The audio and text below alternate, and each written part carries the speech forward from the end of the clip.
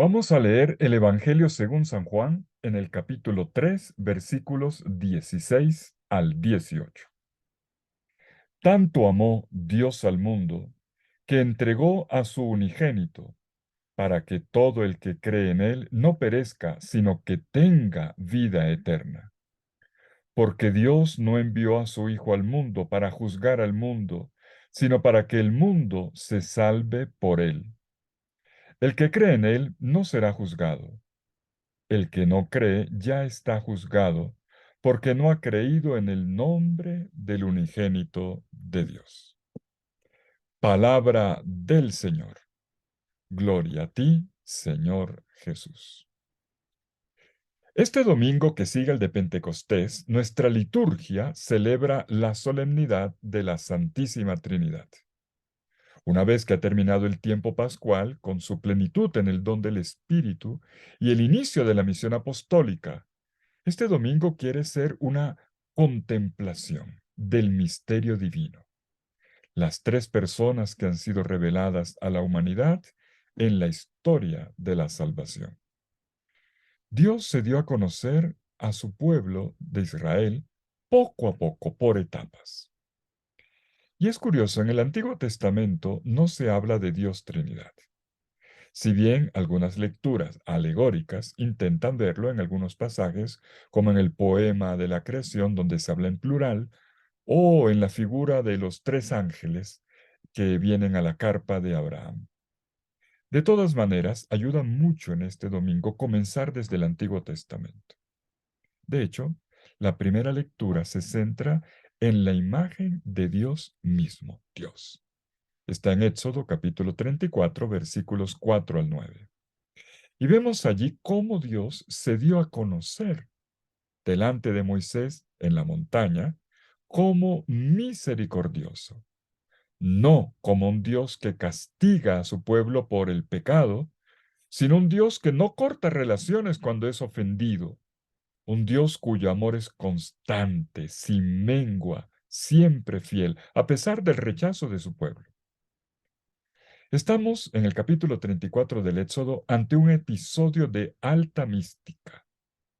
Moisés le pide a Dios ver su rostro y Dios se lo concede. Le concede la posibilidad de una experiencia profunda de él, pero resulta que el rostro de Dios no se puede ver. Y entonces, ante el Moisés recogido en una gruta, pasa la gloria de Dios. Y Dios posa su mano sobre su amigo, cubriéndolo con su presencia. Y mientras pasa, el Señor proclama su propio nombre. Él es ante todo el Señor. Dos veces se repite, el Señor, el Señor. Y agrega sus características. Compasivo y misericordioso, lento a la ira, rico en amor y fidelidad. Dice el versículo 6 del capítulo 34 del Éxodo. Pues esta es la carta de identidad de Dios. Su nombre sacro e impronunciable está encerrado en las cuatro letras, pero Él quiere ser conocido ante todo como misericordia. Y la historia no para ahí. Es en Jesucristo en quien Dios manifiesta plenamente su gloria, su rostro amoroso, su presencia y su acción por nuestra salvación. El grande en el amor, revelado a Moisés en el camino pascual en el desierto, es dado a conocer por medio de Jesucristo como el Padre que ha dado al Hijo, de manera que todo el que crea en Él tenga vida eterna. Jesús se presenta como el Hijo enviado por el Padre para transmitirle a la humanidad la vida divina. Es Jesús quien hace conocer al Padre y quien dona el Espíritu Santo, de manera que no solo sabemos quién es Dios, sino cómo somos insertos en su amor trinitario. Y es de esta manera que la Sagrada Escritura nos hace entender que podemos hablar de Trinidad divina solo partiendo de Jesucristo. Esto es lo que sale a la luz en el diálogo nocturno de Jesús con Nicodemo, en el capítulo 3 del Evangelio de Juan. Nicodemo un maestro de Israel, viene a buscarlo en privado en Jerusalén. Curiosamente, en este texto que leemos hoy no se menciona el Espíritu Santo, me refiero al Evangelio. Pero no hace falta, Él es el amor. Lo vamos a descubrir ahora en la lectura misma. Bueno, dicho esto, entremos ahora sí en el pasaje del Evangelio. El capítulo 3 del Evangelio de Juan nos lleva hasta aquella noche del encuentro de Jesús con Nicodemo. Nicodemo pertenece a la secta de los fariseos. Es un rabí, un estudioso de la Escritura, quizás la persona más culta que Jesús haya encontrado en su camino. Él es un conocedor del derecho y de la teología, de alto nivel, y viene de noche. Es el tiempo en el que tradicionalmente los rabinos más escrutan la Torá.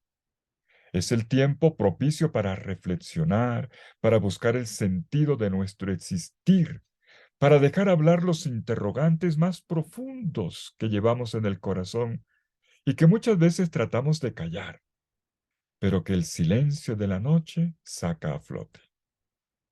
Comienza en el diálogo, pero Jesús enseguida se toma la palabra, se refiere al nuevo nacimiento de lo alto, y Nicodemo poco a poco va quedando desplazado. Ya ni se le menciona más en el texto.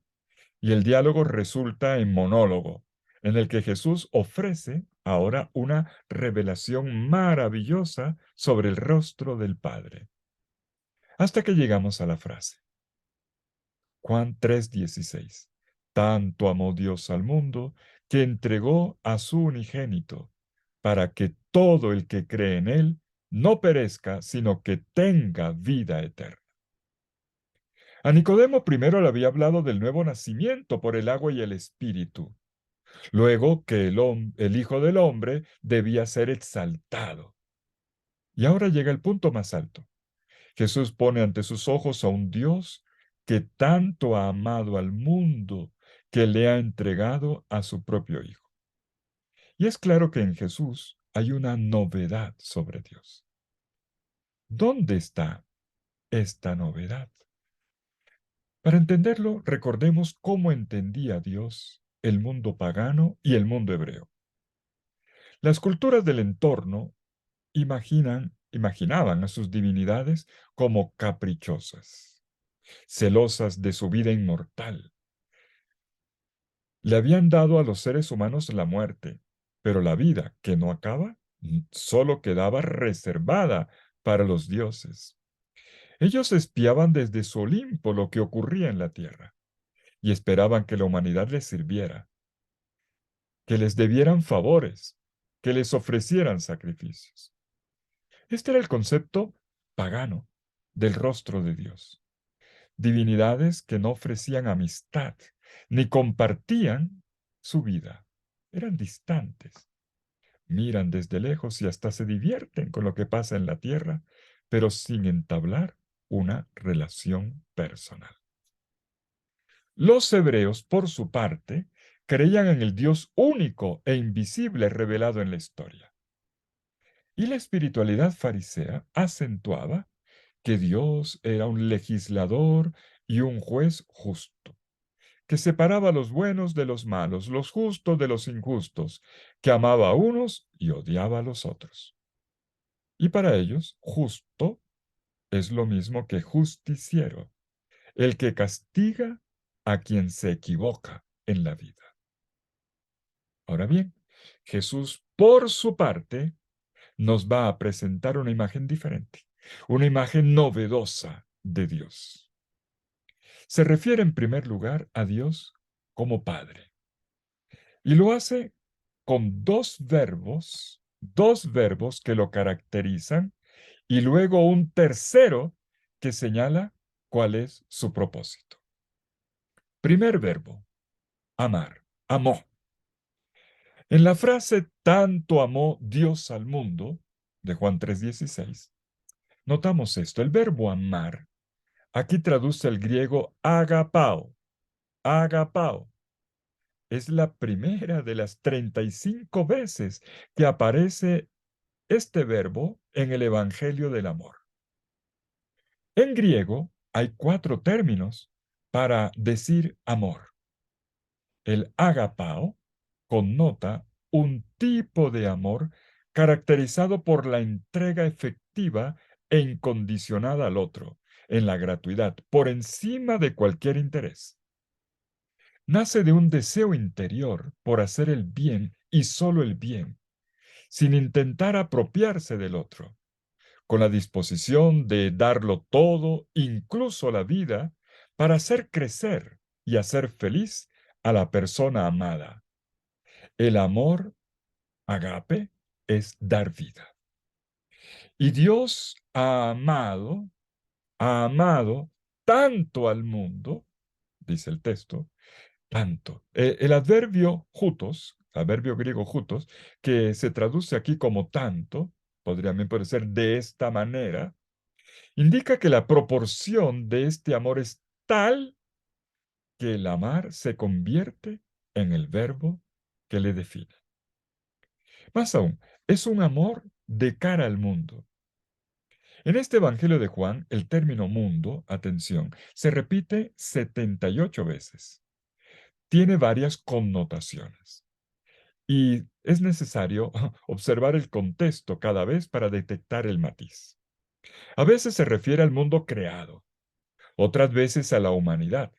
Pero en este contexto se refiere a la humanidad, sí, pero marcada, en cuanto marcada por el pecado, encerrada en sí misma, autosuficiente, no abierta a la trascendencia, incluso enemiga de Dios, rebelde, indócil a sus caminos. Dios ha amado tanto al mundo, quiere decir, al mundo así como es, a una humanidad que rechaza el proyecto de amor de su Creador. Y Dios siempre ha sido así desde el comienzo. No ha hecho más que amar y cuidar incluso a quien le da la espalda y lo trata como un enemigo. Dios ama y sigue amando esta humanidad. Y viene el segundo verbo, dio. Tanto amó Dios al mundo que dio a su Hijo único, a su unigénito. El verbo griego en esta ocasión es didomi, dar, poner un don en manos de otro. Y esta imagen es fuerte. Dios ha entregado el don más grande que tiene a su unigénito, a su Hijo único. Es un Dios que lo da todo. Y llegamos al tercer verbo, salvar, salvar. Enseguida se afirma cuál es el objetivo de este don que Dios ha hecho, siempre de forma gratuita y completamente a nuestro favor. Dice Jesús, para que todo el que crea en Él, en este Hijo único, no perezca, sino que tenga la vida eterna. El verbo salvar, que tiene como sujeto a Dios, va de la mano del creer por parte nuestra. Y tratemos de entender esto. Creer en el Hijo único no significa en este caso admitir que Jesús existió históricamente o que fue un personaje extraordinario, incomparable. No. Creer es aceptarlo como don del Padre e integrarlo en la propia vida como modelo de humanidad nueva que tiene como programa el amor, dejando que la vida divina que en Jesús es plena y que nos ha sido donada en Él se manifieste, fluya en lo concreto de nuestra existencia. Esta vida es llamada vida eterna. No solo es la vida, vida eterna, no solo es la vida de una duración interminable, sino, atención, la vida del eterno. No solo es la vida biológica, que de todas maneras termina, sino la vida que es propia de Dios, que es de una cualidad completamente nueva y que se nos comunica en Jesús. Y atención con esto. Imaginamos, a veces, la vida eterna como un premio que se nos dará cuando lleguemos a la muerte, si es que nos hemos portado bien. ¿Verdad que nos han enseñado eso? Pues ese es el esquema fariseo. Jesús, por su parte, dice que la vida eterna ha sido dada hoy, ahora, enseguida, cuando uno se abre por la fe en Él y lo integra en la propia vida. Entonces, su vida está en nosotros, esa vida que no es tocada por la muerte, porque ya antes ha nacido de lo alto, desde el agua y el Espíritu Santo, como le acababa de explicar a Nicodemo. Este creer en el unigénito, mandado por el Padre, nos llena de vida. Es en este Jesús, envuelto de amor del Padre, el que es dado y que da. En este Jesús está el verdadero rostro de Dios. El verdadero rostro de Dios. Lo demás son imágenes paganas o fariseas proyectadas en Dios, pero no honrarían la verdad del Dios que Él mismo se da a conocer, que se revela en Jesucristo. Y es así como entendemos la correlación entre el creer y el ser salvo. Acogemos lo que el Señor hace por nosotros, y esto es la salvación. Veamos el versículo 17. Porque Dios no envió a su Hijo al mundo para juzgar al mundo, sino para que el mundo se salve por él. El que cree en él no será condenado. El que no cree ya está condenado porque no ha creído en el nombre del unigénito de Dios. Vamos a ver. Cuando en el mundo semítico se dice que una persona es engendrada por, se entiende que esta persona es semejante a su padre. El padre reconoce su propio semblante en el hijo, no solo en los rasgos externos, sino en todos los valores que han sido inculcados. Ahora bien, cuando Jesús se refiere al unigénito enviado al mundo, quiere decir que Dios ha enviado su perfecta imagen. Y este Padre se ha revelado en su unigénito solo como amor, puro amor. Por eso se dice que no ha sido enviado al mundo para condenar al mundo, sino para salvarlo. La condenación es la antítesis de la salvación, es claro. El verbo griego usado aquí es crino, que significa juzgar, distinguir, también discernir. Y en este caso, se refiere a la pronunciación de una condena. Y Jesús afirma que Dios ha eliminado todo juicio de condena sobre la humanidad malvada. No hay que confundir el discernimiento que Dios hace y que siempre es necesario hacer entre el bien y el mal. Aclaro esto, ¿eh? No se quiere decir tampoco que da lo mismo hacer lo uno que lo otro. No he dicho eso. Ni mucho menos que no haya una responsabilidad personal de la que tengamos que dar cuenta cuando hacemos el mal, o que el mal no tenga consecuencias. No estamos diciendo esto. Lo aclaro porque algunas personas aquí me han reaccionado ya alguna vez, y entonces no hay condena, y entonces no hay juicio. No estamos diciendo eso. Lo que se quiere decir es que la imagen de un Dios que condena personas sería deturpada, desdibuja al Dios revelado por Jesucristo. El que es condenado es el mal que lleva a cabo esta humanidad, porque este mal destruye la vida divina. Dios es el primero en rechazar este mal. Y Jesús es claro, Dios no es un juez condenador, sino salvador, que vence el mal, que rescata existencias atrapadas y que comunica su misma vida. Esta imagen de Dios no se parece en nada a la que la catequesis rabínica había inculcado en el corazón de un fariseo. ¿Cómo habrá recibido Nicodemo esta enseñanza? Bueno, el texto no lo dice. 2 veces más aparecerá Nicodemo en este evangelio y podríamos pensar que su reacción finalmente es positiva. Lo importante es que la insistencia de Jesús está en la frase, para que el mundo se salve por él. Una aclaración más. ¿Qué se entiende por salvar? Estamos ante otro verbo recurrente en la Biblia. 241 veces. 241 veces en el Antiguo Testamento y más de un centenar en el Nuevo.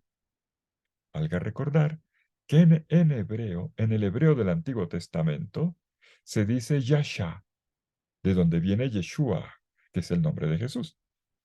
En griego se dice zozo, un verbo que tiene en la raíz la palabra vida, zoe, y connota un preservar vida.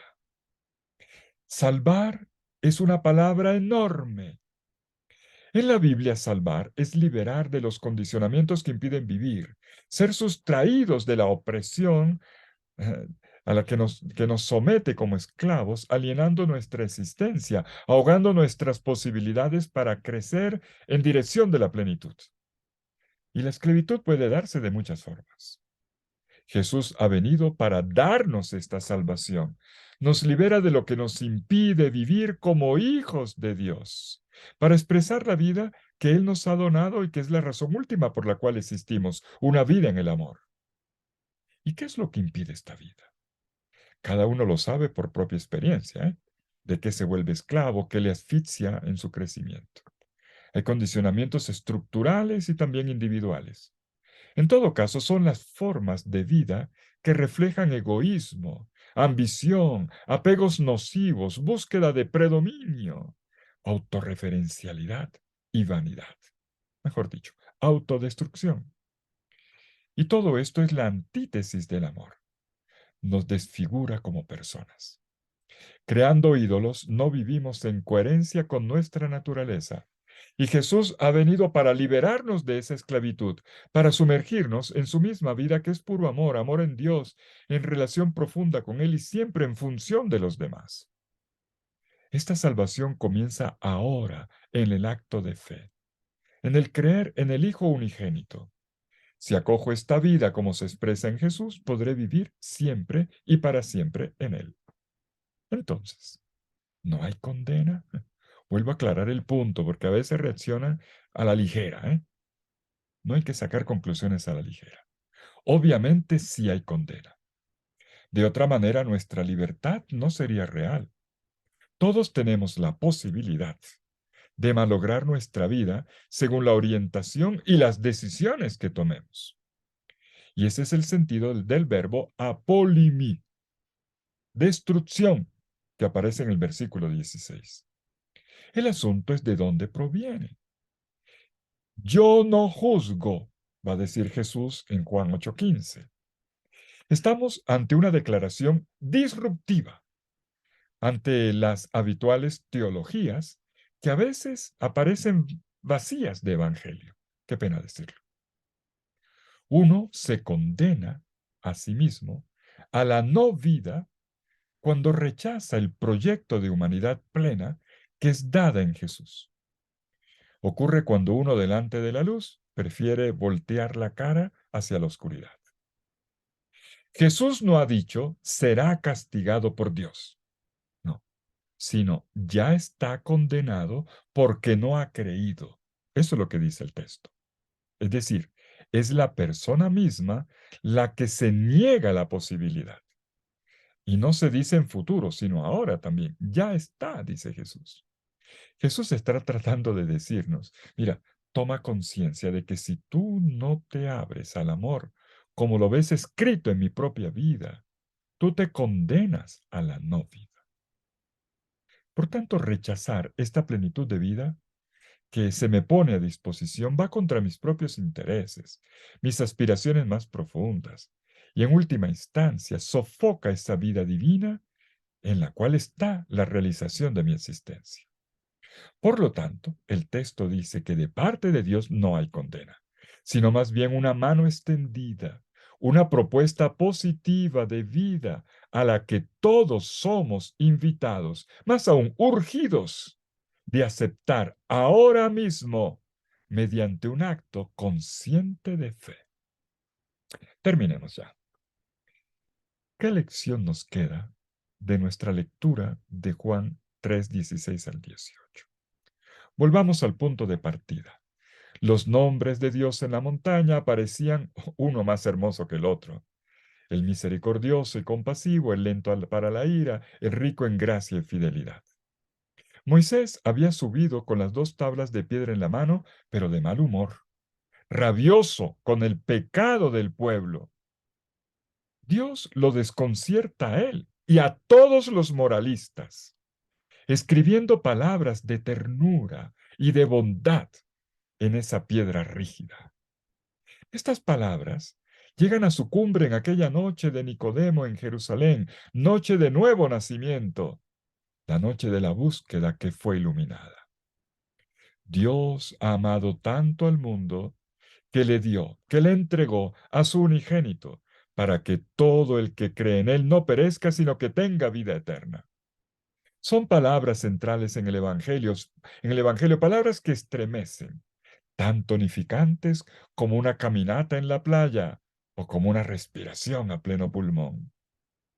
El nombre de Dios no solo es amor, es tanto amor. Un Dios que nos considera dignos de ser amados por Él, como si toda carne fuera más importante que Él mismo. Por nosotros lo dio todo. Para ganarme a Él se ha dado a sí mismo. Todo ser nace y renace en el corazón de quien cree en el unigénito. Dios, Dios nos ha entregado a Jesús y Jesús pronuncia 3 verbos para memorizar, para repasar una y otra vez con dulzura. Amar, dar y salvar. Los 3 verbos de Dios. Verbos para repetir en cada despertar, en cada dificultad, ante cada inquietud del corazón. En definitiva, la cuestión no solo es quién es Dios y cómo es Dios, sino por qué tendría que importarme Dios. ¿Qué me ofrece Él? Y Él me ofrece una comunicación de vida. La vida que le es propia y que se identifica con el Espíritu Santo, que es el amor del Padre y del Hijo. Y ahí está mi salvación y mi destino. Dios ha mandado a su Hijo al mundo no para condenar al mundo, sino para que el mundo pueda salvarse a través de él. El mundo es salvo porque es amado. Los cristianos son los que creen en el unigénito. No son los que aman a Dios, sino los que creen que Dios les ama y que les ama primero, de primero, que ha pronunciado su sí a un mundo que es capaz de darle la espalda. Él ama antes de ser amado, antes de que le dé el sí a él. Acoger a Jesús es el camino para vivir esta salvación, para entrar en esta comunión de amor que es la misma realidad de Dios. Relación de 3 personas. Perijóresis, se va a decir en la teología dogmática sistemática. Perijóresis, que es tan fuerte que se vuelve una única realidad y hacia la cual tú y yo, todos nosotros, somos atraídos. En fin, la celebración de Dios como Trinidad es la de un Dios que no es soledad aislada, apartada, no, sino comunión, vínculo de amor, abrazo que nos aprieta contra su pecho, que nos libera y nos hace levantar el vuelo en una increíble pulsión de amor. Quisiera terminar con un fragmento de la elevación de a la Santísima Trinidad de una santa carmelita francesa, Sor Isabel de la Trinidad. Ella dice, oh Dios mío, Trinidad a quien adoro, ayúdame a olvidarme enteramente de mí para establecerme en ti, inmóvil y tranquila, como si mi alma estuviera ya en la eternidad. Que nada pueda perturbar mi paz, ni hacerme salir de ti, oh mi inmutable, sino que cada minuto me sumerja más en la hondura de tu misterio. Queridos amigos, invitados a acoger con fe esta revelación de Dios que es amor incondicional, pura vida puro amor, les deseo un feliz domingo, fiesta de Dios, fiesta de la Santísima Trinidad.